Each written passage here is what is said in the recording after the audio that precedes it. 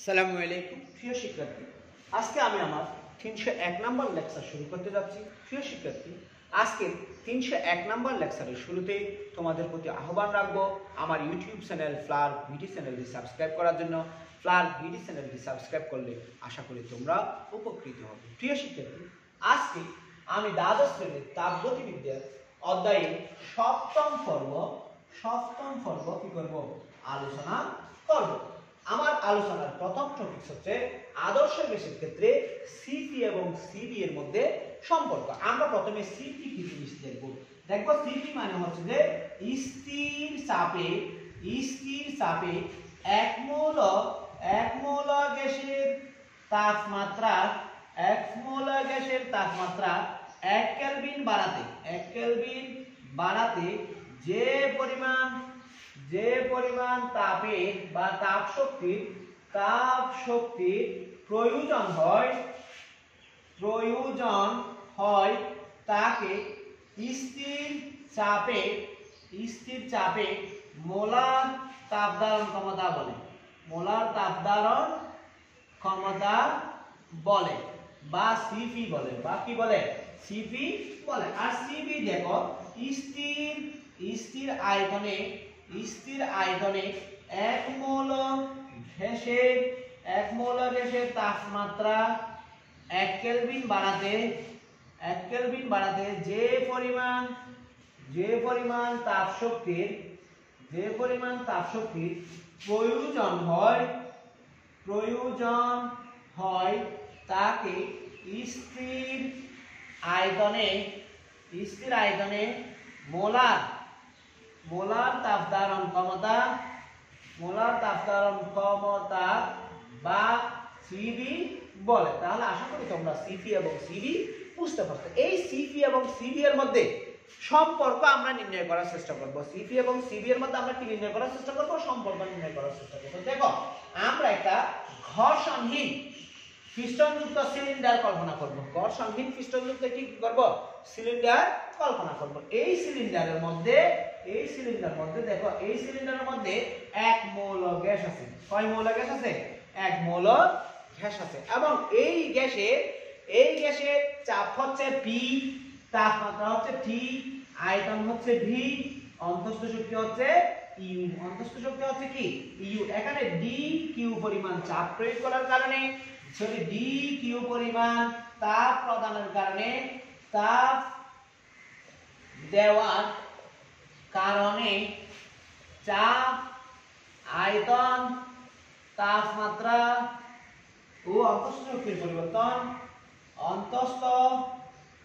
শক্তির পরিবর্তন, দেখো ডিপি, ডিবি, ডিটি, ডিইউ হবে। অর্থাৎ ডিটি পরিমাণ তাপ দেওয়ার কারণে যদি তার চাপের পরিবর্তন ডিপি হয়, আয়তনের পরিবর্তন হবে ডিভি, তাপমাত্রার পরিবর্তন হবে ডিটি এবং অন্তঃস্থ শক্তির পরিবর্তন হবে ডিইউ। এখন দেখো প্রিয় শিক্ষার্থী, যদি সিস্টেমটি কাজ সম্পাদন করে তাহলে তাপগতিবিদ্যার প্রথম সূত্র অনুসারে পাই, তাপগতিবিদ্যার প্রথম সূত্র হতে পাই, দেখো কি পাই? তাপগতিবিদ্যার প্রথম সূত্র হতে আমরা পাই dq সমান du প্লাস dw। আবার দেখো, আমরা জানি যে w সমান fs বা w সমান pAs, কারণ p সমান f বাই a। তাহলে f সমান কি? pa। এখন দেখো w সমান pv, কারণ as সমান b, ক্ষেত্রফল ইনটু প্রসারণ সমান আয়তন। ক্ষেত্রফল ইনটু প্রসারণ সমান কি? আয়তন। যখন কাজ ক্ষুদ্র হবে তখন আয়তন প্রসারণ ক্ষুদ্র হবে। তাহলে আমরা এখানে লিখতে পারি dq সমান du প্লাস pdv, dq সমান du প্লাস pdv। এটাকে 1 নং সমীকরণ দিলাম। আমরা কিছুক্ষণ আগে বলছিলাম যে এক মৌল গ্যাসের তাপমাত্রা স্থির আয়তনে, এক মৌল গ্যাসের তাপমাত্রা 1 কেলভিন বাড়াতে যে পরিমাণ তাপের প্রয়োজন হয় তাকে অন্তঃস্থ শক্তি বলে। তাকে কি শক্তি বলে?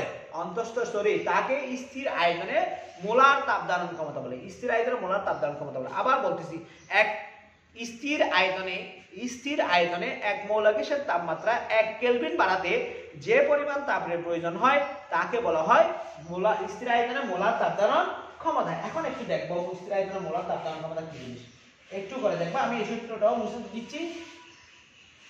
দেখো আমরা কি দেখতে পাই, আমরা সেই ক্ষেত্রে জানি যে সিবি সমান d Q by M d T. M সমান যদি 1 মোল হয় তাহলে আমরা লিখতে পারি সিবি সমান ডিকিউ বাই ডিটি, বা ডিকিউ সমান সিবি ডিটি। ডিকিউ সমান কি ডিটি, সিবি ডিটি। আবার দেখো যদি শুধুমাত্র তাপ শক্তি প্রদানের কারণে অন্তঃস্থ শক্তির পরিবর্তন হয়, কাজের পরিবর্তন হয় না, তখন সেই ক্ষেত্রে ডিবি সমান 0 হয়ে যাবে।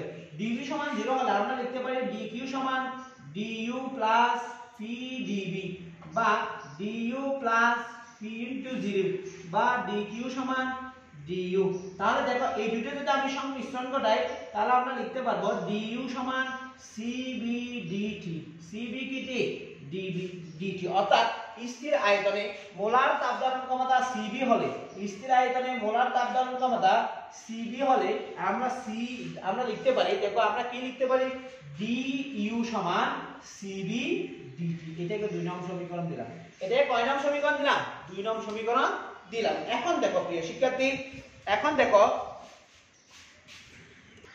একইভাবে যদি কি হয়, স্থির চাপে মোলার তাপ ধারণ ক্ষমতা, স্থির চাপে মোলার তাপ ধারণ ক্ষমতা সিপি হয়, সেই ক্ষেত্রে দেখো ডিকিউ সমান, ওই যে আমরা 2 নং থেকে ডিকিউ সমান লিখতে পারি সিপি। দেখো 2 নং থেকে আমরা ডিকিউ সমান কি লিখতে পারি, সিপি ডিটি লিখতে পারি, সিপি ডিটি লিখতে পারি। এটাকে 3 নং সমীকরণ দিলাম।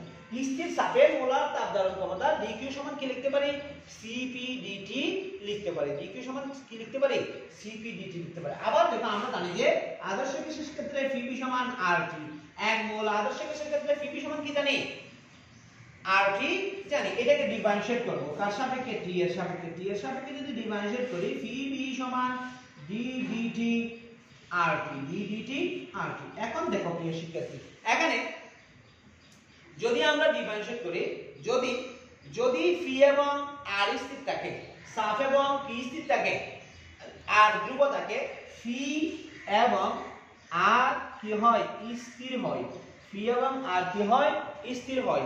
পি এবং আর যদি কি হয়, স্থির হয়, সেই ক্ষেত্রে আমরা পাবো যে দেখো পি ডিবি ডিটি সমান আর d d t of T, d d t of K, T, d d t of T. এখন এখানে ডি ডিটি ডিটি চলে গেলে বাকি থাকবে পি ডিবি ডিটি সমান আর। এখন দেখো আমি যদি উভয় পাশে ডিটি দ্বারা গুণ করি তাহলে আমরা কি পাই, দেখো উভয় পাশে ডিটি দ্বারা গুণ করলে আমরা পাবো পি ডিবি সমান আর ডিটি। পি ডিবি সমান আর কি, ডিটি। এখন দেখো এটাকে আমি 4 নং সমীকরণ দিলাম। এটাকে কয় নং সমীকরণ দিলাম, 4 নং সমীকরণ। সরি, এটাকে 3 নং সমীকরণ দিলাম। এই এক নম্বর সমীকরণ আমরা পাইছিলাম সিবি সমান ডিইউ সমান, 1 নম্বর না, আমরা 2 নং সমীকরণ পাইছিলাম ডিইউ সমান সিবি ডিটি। 3 নং সমীকরণ পাইছিলাম ডিকিউ সমান সিপি ডিটি। দেখো এটা পাইছিলাম 2 নং, এটা পাইছিলাম 3 নং, এটা হবে 4 নং। 1 নং পেয়েছিলাম, দেখো 1 নং থেকে আমরা পাইছিলাম ডিকিউ সমান DU plus P DB, DU plus P DB, P DB. এখন এই যে 2 3 4 এর মানগুলি এখানে বসাবো। এখানে যদি বসাই তাহলে আমরা পাবো সিপি ডিটি সমান সিবি ডিটি প্লাস আর ডিটি। এখন দেখো আমি যদি ডিটি দ্বারা ভাগ করি, ডিটি দ্বারা কি করে ভাগ করি, তাহলে আমরা এখানে পাবো সিপি সমান সিবি প্লাস আর। সিপি সমান কি, সিবি প্লাস আর। আমরা এখান থেকে হচ্ছে আমরা আগের এপিসোডগুলোতে একটা পড়ছিলাম, দেখাইতেছিলাম যে C P is greater than C B. আমরা প্রমাণ করছিলাম যে C P is greater than C P. এখন দেখো এখানে যদি আমরা সিপি সমান সিবি প্লাস আর লিখি, সিপি সমান সিবি প্লাস আর লিখি, দেখো সিবি এর সাথে আর যোগ করলে সিপি এর সমান হচ্ছে, সিপি এর সমান হচ্ছে। তাহলে আমরা এখান থেকে লিখতে পারি C P is greater than C B. C P is greater than কি, সিপি ইজিলি, কারণ আমি যদি আর কে পরিত্যাগ করি তাহলে অবশ্যই এটার সাথে মনে করি এটা 5, এটা 1, 5 আর 1 যোগ করলে 6 হচ্ছে। তাহলে এক বাদ দিলে 6 অবশ্যই 5 থেকে কি হবে, বড় হবে। এখন আমি এখান থেকে লিখতে পারি সিপি মাইনাস সিবি সমান আর। এটাই হচ্ছে স্থির চাপে মোলার তাপ ধারণ ক্ষমতা এবং স্থির আয়তনে মোলার তাপ ধারণ ক্ষমতার মধ্যে সম্পর্ক। স্থির চাপে মোলার তাপ ধারণ ক্ষমতা এবং স্থির আয়তনে মোলার তাপ ধারণ ক্ষমতার মধ্যে সম্পর্ক। আশা করি প্রিয় শিক্ষার্থী তোমরা বুঝতে পেরেছো। আমি এখন সিপি এবং সিভি এর মান বের করব। সিপি এবং সিভি এর মান বের করব। সিপি ও সিভি এর মান নির্ণয়। সিপি এবং সিভি এর কি নির্ণয়? মান নির্ণয়। কেমনে দেখো সিপি এবং সিভি এর মান নির্ণয় কেমনে দেখো? দেখো প্রিয় শিক্ষার্থী, আদর্শ গ্যাসের ক্ষেত্রে আমরা জানি যে এক মৌল গ্যাসের গতিশক্তি, আদর্শ গ্যাসের ক্ষেত্রে এক মৌল গ্যাসের গতিশক্তি E সমান 3/2 E সমান 3/2 RT। E সমান 3/2 কি দে RT। এক মৌল গ্যাসের গতিশক্তি সমান E সমান 3/2 RT। এখন যদি আমি এটাকে ডিফারেন্সিয়েট করি তাহলে আমরা পাবো DE সমান 3/2 R dt। DE সমান 3/2 R dt। এখন দেখো প্রিয় শিক্ষার্থী, এক পারমাণবিক আদর্শ গ্যাস, যেমন এক পারমাণবিক আদর্শ গ্যাস যেগুলো আছে হিলিয়াম, নিয়ন, আর্গন, এই সমস্ত ক্ষেত্রে তাপমাত্রা বৃদ্ধি করলে গ্যাসের গতিশক্তি DE এবং অভ্যন্তরীণ শক্তি DU পরস্পর কি হয়? সমান হয়। আবার বলতেছি, আমি আরেকটু লিখতেছি,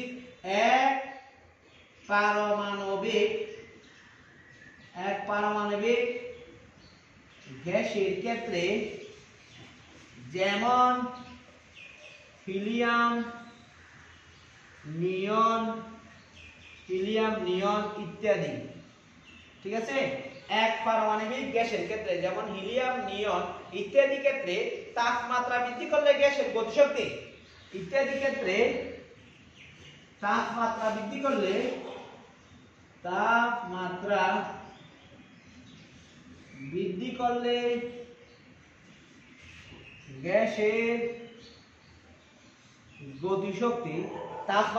করলে গ্যাসের গতিশক্তি এবং অভ্যন্তরীণ শক্তি, গ্যাসের গতিশক্তি বৃদ্ধি DE এবং অভ্যন্তরীণ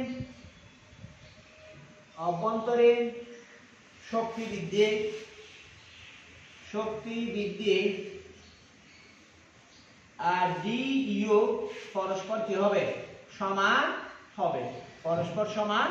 আবার বলতেছি, এক পারমাণবিক গ্যাসের ক্ষেত্রে যেমন হিলিয়াম, নিয়ম যেগুলো আছে সেই সকল ক্ষেত্রে তাপমাত্রা বৃদ্ধি করলে গ্যাসের গতিশক্তি বৃদ্ধি এবং অভ্যন্তরীণ শক্তি বৃদ্ধি পরস্পর সমান হয়। পরস্পর কি হয়?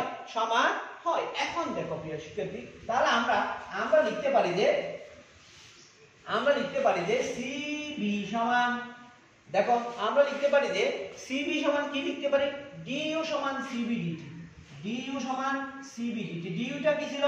ডিইউ ছিল অভ্যন্তরীণ শক্তি, সিবি ডিটি।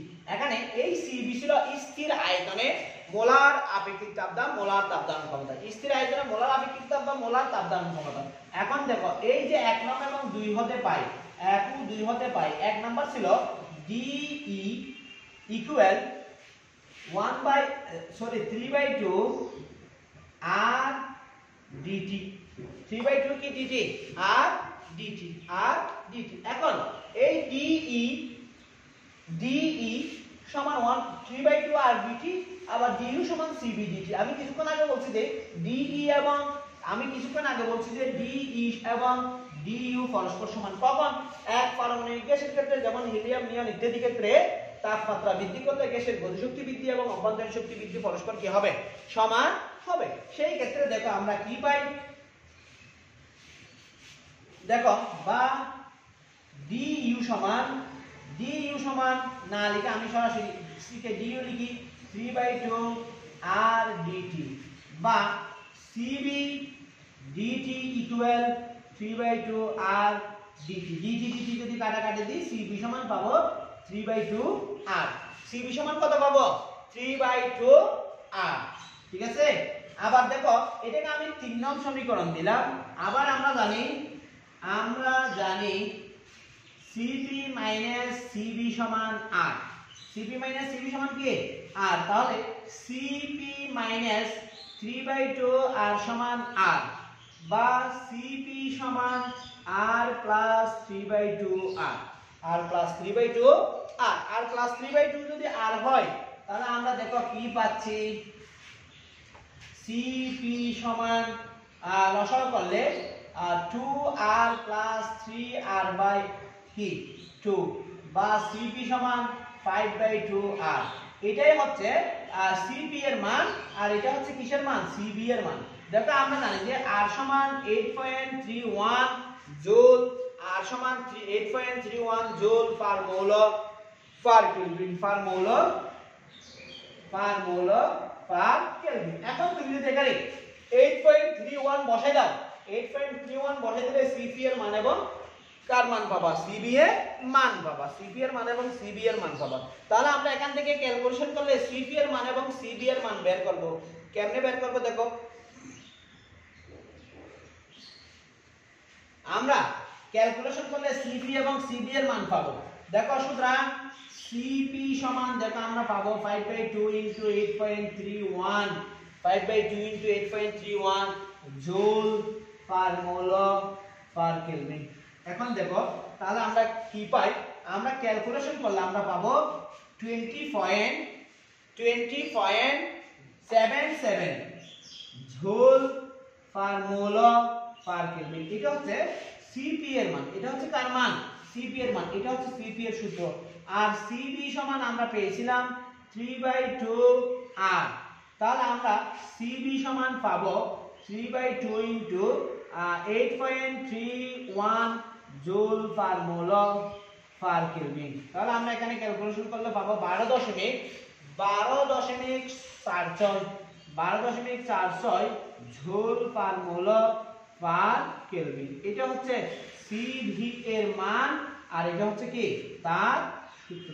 আশা করি প্রিয় শিক্ষার্থী তোমরা CP এবং CB এর মধ্যে সম্পর্ক এবং CP ও CB এর কিভাবে মান নির্ণয় করবা বুঝতে পারছো। আজকে এই পর্যন্ত, আমরা আগামী এপিসোডে নতুন কোনো টপিকস নিয়ে তোমাদের সামনে হাজির হব। আসসালামু আলাইকুম ওয়া রাহমাতুল্লাহ।